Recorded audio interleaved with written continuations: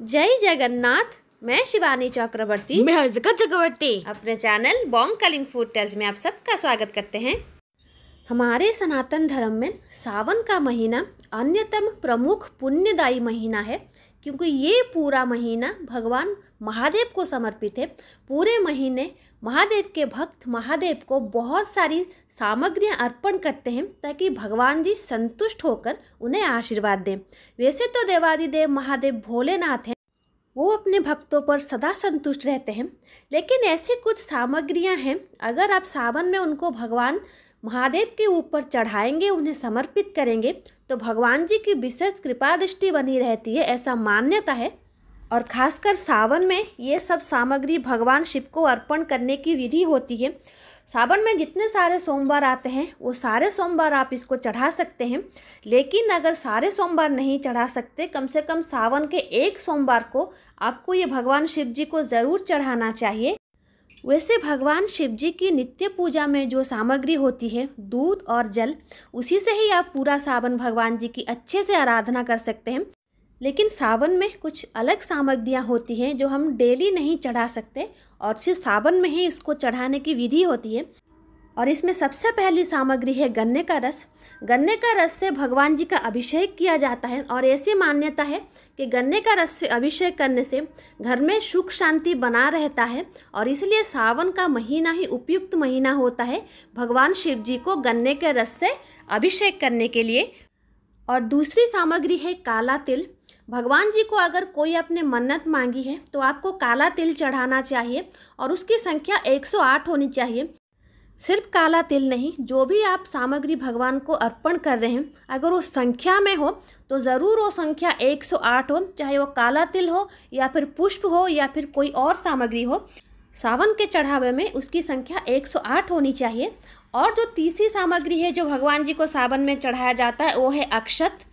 घर में समृद्धि सदा बना रहे, इसलिए भगवान शिव जी को अक्षत चढ़ाया जाता है, और इसकी क्वांटिटी भी 108 होनी चाहिए। और ये चावल बिल्कुल भी टूटे हुए नहीं होने चाहिए, इसलिए इनका नाम अक्षत है, क्योंकि ये साबुत होता है। कोई भी टूटा हुआ चावल अक्षत के रूप में आप भगवान जी को समर्पण ना करें। जो भी अक्षत आप यूज़ करें वो साबुत दाना ही होना चाहिए। जैसा मैंने कहा, घर में समृद्धि बना रहे, इसीलिए भगवान जी को अक्षत अर्पण किया जाता है। उसके बाद भगवान जी को चढ़ाएं श्वेत चंदन। भगवान शिव जी को कभी भी रक्त चंदन का अर्पण नहीं करना चाहिए, और सावन में भगवान जी को बहुत ज़्यादा चंदन का प्रलेप किया जाता है। वैसे तो चंदन श्रृंगार भगवान महादेव का एक अभिन्न अंग है। बहुत सारे मंदिरों में भगवान जी की जो श्रृंगार होता है, वो आँख नाक जो बनाए जाते हैं वो चंदन से बनाए जाते हैं, और वो श्वेत चंदन होता है। घर में आप चंदन घोट कर ही लेके जाएं। ये जो सामग्री अभी हम आपको बता रहे हैं वो एक साथ ही लेके जाना है, चाहे आप हर सोमवार लेके जाएं सावन में या फिर एक ही सोमवार लेके जाएं। तो जो श्वेत चंदन है उसको आप घर में घोट के लेके जाएं, और इसको महादेव जी के शिवलिंग पर या फिर अगर मूर्ति है वहाँ पर भगवान जी को अर्पण करें। उनसे उनको ठंडक प्राप्ति होगी, क्योंकि सावन के महीने में मुख्यतः जो भी हम सामग्री अर्पण करते हैं प्रभु को, वो सिर्फ उन्हें ठंडक प्रदान करने के लिए होती है, क्योंकि यही वो समय था जब भगवान ने हलाहल का पान किया था, और जो भी हम सामग्री उनको अर्पण करेंगे वो उनके शरीर को ठंडक प्रदान ही करेगा। तो श्वेत चंदन भगवान जी को ठंडक प्रदान करने के लिए अर्पण किया जाता है। उसके बाद प्रभु को चढ़ाएं शुद्ध दूध। पैकेट वाला दूध बिल्कुल भी भगवान जी के अभिषेक में उपयोग में ना लाएं।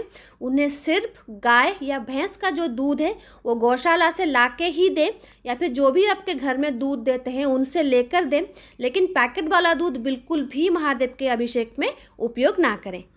गाय के दूध से अभिषेक भगवान शंकर को बहुत पसंद है, इसलिए अगर आप शुद्ध दूध का इस्तेमाल करेंगे तो बहुत ही ज़्यादा अच्छा होगा। और उसके बाद भगवान महादेव का अति प्रिय गंगा जल। तो इस अभिषेक की थाली में गंगा जल रहना अनिवार्य है, क्योंकि जो भी हम सामग्री आपको बता रहे हैं वो एक साथ ही आपको देना है, तो इसमें दूध के साथ गंगा जल भी होना चाहिए।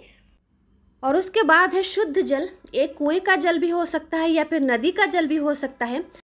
ऐसी मान्यता है कि भगवान शिव जी की आराधना के लिए अगर आपके पास कोई भी सामग्री नहीं है तो आप जल और बेलपत्र से ही भगवान जी की आराधना कर सकते हैं। उससे भी भगवान जी बहुत संतुष्ट होते हैं। इसलिए भगवान जी की पूजा में जल की बहुत आवश्यकता होती है उनके अभिषेक के लिए। तो गंगा जल के साथ, दूध के साथ स्वच्छ जल भी उस थाली में होना चाहिए। उसके बाद जो सामग्री हमें चाहिए होगी भगवान जी की अभिषेक के लिए, वो है शुद्ध घी। घी भगवान जी को इसलिए चढ़ाया जाता है अभिषेक में ताकि घर में हर कोई स्वस्थ रहे। परिवार की स्वस्थता की कामना करके भगवान जी को घी से अभिषेक किया जाता है। तो आपकी थाली में घी ज़रूर रखें। जो सावन की थाली होती है, जो 10 सामग्रियों की थाली होती है, उसमें घी का होना आवश्यक है। और उसके बाद जो सामग्री है वो है भांग। भांग का भी होना आवश्यक है क्योंकि इससे भगवान को ठंडक प्राप्ति होती है। लेकिन जैसा मैंने कल के वीडियो में कहा था, उसकी क्वांटिटी कम होनी चाहिए, या फिर अगर बहुत ज़्यादा क्वांटिटी में भी आप भगवान जी को भांग दे रहे हैं तो भावना ऐसे रखें कि भगवान जी को आप एक औषधि भोग के रूप में समर्पण कर रहे हैं, जिसको सेवन करने से भगवान जी को ठंडक प्राप्ति होगी। और उसके बाद भगवान जी को चढ़ाएं केसर का फूल।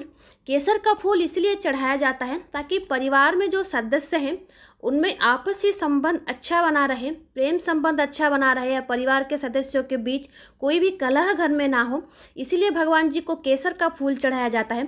लेकिन केसर का फूल बहुत ही ज़्यादा महंगा होता है और हर जगह मिलता भी नहीं है। इसीलिए आप केसर के फूल के बदले सूखा केसर भी चढ़ा सकते हैं।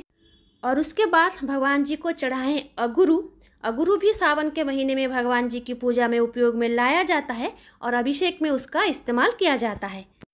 और इन सारी सामग्री को छोड़ के और जो सामग्री इस थाली में होना अनिवार्य है वो है कपूर, भगवान जी का अति प्रिय बेलपत्र, धतूरे का फूल और अरक का फूल। अरक के फूल को हिंदी में क्या बोलते हैं मुझे नहीं पता, लेकिन स्क्रीन पर अरक का फूल आपको दिख रहा है।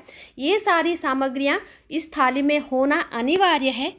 और इसके साथ और एक महत्वपूर्ण बात, जब भी आप गंगा जल का इस्तेमाल करते हैं पूजा के लिए तो पानी में ही गंगा जल मिलाइए। गंगा जल में कभी भी पानी मत मिलाइए, वरना इससे माँ का अपमान होता है। तो सदैव ध्यान रखें, हमेशा पानी में गंगा जल मिलाएं, ना कि गंगा जल में पानी है। और सावन का जो मुख्य पूजा है, आप ये चेष्टा करें कि वो पूजा आप शिवालय में ही करें। शिवालय और शिव मंदिर में अंतर होता है, और वो अंतर ये है कि जहाँ पर शिव भगवान मुख्य देवता हैं वो है शिवालय, और शिवालय में बाकी देव देवता पार्श्व देवी देवताओं के रूप में होते हैं। लेकिन कोई और मंदिर जहाँ पर कोई और देवी देवता मुख्य रूप में हैं, जैसे कि भगवान विष्णु के मंदिर में भगवान विष्णु मुख्य देवता हैं और महादेव वहाँ पर पार्श्व देवता के रूप में हैं, वो शिव मंदिर है।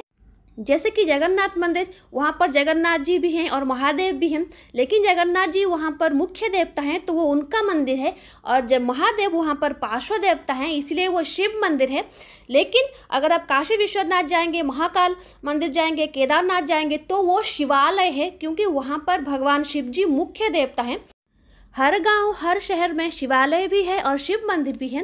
तो आप ये चेष्टा करें जो भगवान शिव जी की आप पूजा कर रहे हैं और मुख्य पूजा उनकी हो, जैसे महाशिवरात्रि या फिर सावन का सोमवार, तो वो पूजा आपकी शिवालय में हो।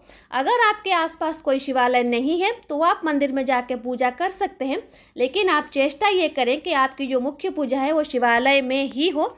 और अपने साथ उस थाली में माँ गौरी के लिए भी श्रृंगार का सामान लेना मत भूलें, उनके लिए भोग लेना मत भूलें। और वहाँ पर और जो भी पार्श्व देवी देवता हैं, जैसे गणेश जी हैं, कार्तिकेय जी हैं, या फिर नंदी भगवान जी हैं, और नंदी भगवान के लिए शुद्ध रूप से दुर्वा घास लेना तो मत भूलें। उनके लिए फूल या भोग कोई और चीज़ ले ना लें, नंदी भगवान के लिए घास जरूर लें, उनको वहाँ पर घास का अर्पण करें और वो दुर्वा घास होना चाहिए। और इसके साथ माँ पार्वती के लिए श्रृंगार का सामान अवश्य लेकर जाएं। तो ये थी छोटी सी जानकारी, सावन की थाली में वो कौन सी 10 चीज़ें होनी चाहिए जो सावन में महादेव को अर्पण करने की विधि है। तो आई होप ये वीडियो आपको अच्छा लगा होगा। तो आज के लिए इतना ही, रहते हैं। जय जगन्नाथ, जय माँ काली, हर हर महादेव।